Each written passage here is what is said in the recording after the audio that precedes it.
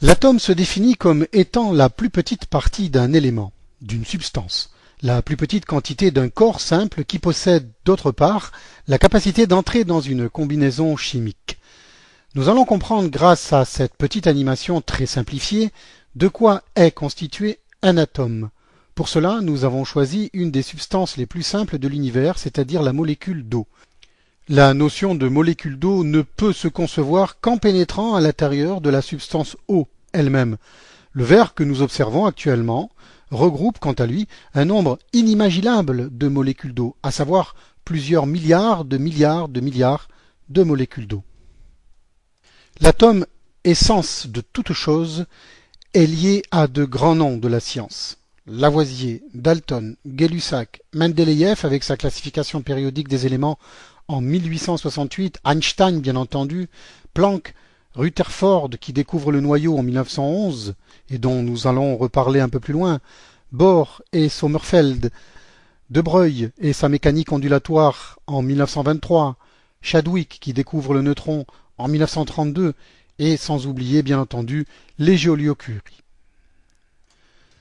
Nous allons donc aborder la notion de molécule. Pour cela, imaginons que nous pénétrions à l'intérieur de ce verre d'eau et que grâce à un microscope électronique extrêmement puissant, nous arrivions à un grossissement de l'ordre du nanomètre, c'est-à-dire du millionième de millimètre. Il est difficile de s'imaginer que nous puissions passer de la dimension d'un verre d'eau, d'une dizaine de centimètres, à une simple molécule d'eau dont la dimension est 1 million de fois plus petite. Cela signifie en clair qu'il nous faut diviser le contenu de ce verre d'eau par 1 million et nous obtiendrons alors quelques molécules d'eau que nous voyons apparaître maintenant. De quoi sont constituées ces molécules d'eau? Eh bien, c'est ce qu'il nous faut comprendre pour aborder la notion d'atome. Mais avant ceci, voyons de quoi est constituée une seule molécule d'eau, à savoir la boule rouge et les deux boules bleues qui s'affichent maintenant à l'écran. Nous avons obtenu cette molécule d'eau en éliminant virtuellement le groupement de molécules que nous venons de traverser pour ne laisser que celle-ci. Pour l'instant, il n'est pas question d'atome, nous verrons cela un peu plus loin. Nous voici donc devant une molécule d'eau. Nous observons une petite sphère rouge et deux petites sphères bleues. La sphère rouge est un atome d'oxygène. Les deux sphères bleues sont deux atomes d'hydrogène. En leur centre se situent de petits noyaux, rouge et vert pour l'oxygène, rose pour l'hydrogène. La pénétration à l'intérieur d'une molécule d'eau va nous permettre de comprendre de quoi est constitué l'atome d'oxygène et l'atome d'hydrogène. Mais avant ceci, remarquons les minuscules points bleus et roses qui gravitent autour de la grosse sphère rouge et des sphères bleues. Il s'agit des électrons. Nous allons revenir un peu plus loin sur cette notion d'électron. Avant de pénétrer à l'intérieur de la molécule d'eau pour concevoir sa composition en tant qu'atome, observons le balai étrange et incessant des électrons qui tournent autour des sphères rouges et bleues, c'est-à-dire de l'atome d'oxygène et des deux atomes d'hydrogène. En réalité, ces petits points lumineux, qui, rappelons-le, sont des électrons, c'est-à-dire des charges électriques négatives, vont extrêmement vite, si vite qu'ils décrivent ce que l'on appelle des orbitales. Celles-ci sont matérialisées par les trois sphères de couleur rouge et bleue.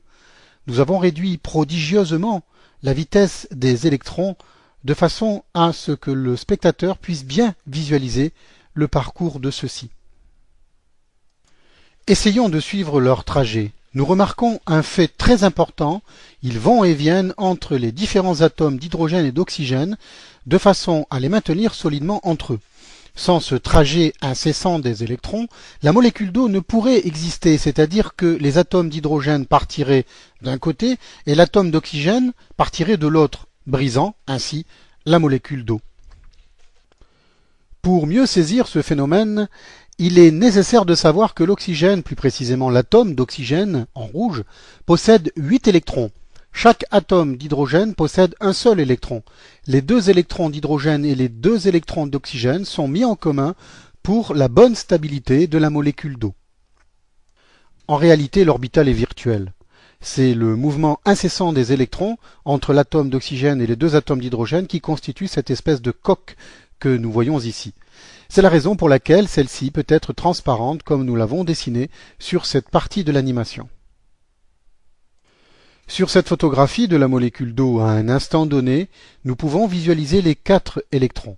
2 appartiennent à l'oxygène, 2 appartiennent aux 2 atomes d'hydrogène. En accélérant la séquence précédente, il est presque impossible d'individualiser chaque électron appartenant à la molécule d'eau.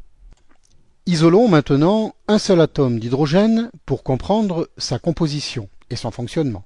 Pour cela, nous allons supprimer l'atome d'oxygène et l'autre atome d'hydrogène pour ne garder qu'un seul atome d'hydrogène libre. Nous retrouvons toujours l'orbital, c'est-à-dire le trajet de l'électron indiqué par la flèche jaune, et au centre de l'atome, le noyau qui est constitué par un proton sans neutrons. Il s'agit de l'atome le plus simple de l'univers, c'est-à-dire l'hydrogène.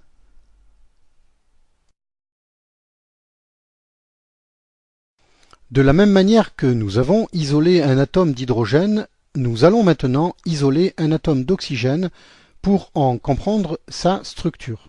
Celui-ci est composé également de protons au centre de l'atome, mais cette fois-ci, on constate également, en plus des protons, des neutrons. Les protons sont de charge positive, les neutrons sont neutres, c'est-à-dire qu'ils n'ont pas de charge électrique. En périphérie, nous retrouvons nos électrons qui tournent autour du noyau. Leur charge est négative. La flèche jaune nous montre tout d'abord les protons en rose,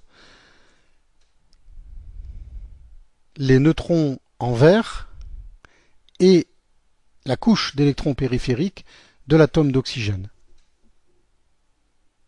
Pour conclure, cette partie de l'animation nous montre schématiquement un atome très simple constitué de 2 électrons, 2 protons et 2 neutrons. Les charges sont indiquées. L'électron en bleu est négatif, le proton en rose est positif et le neutron en vert est neutre, donc ne comporte pas de charge.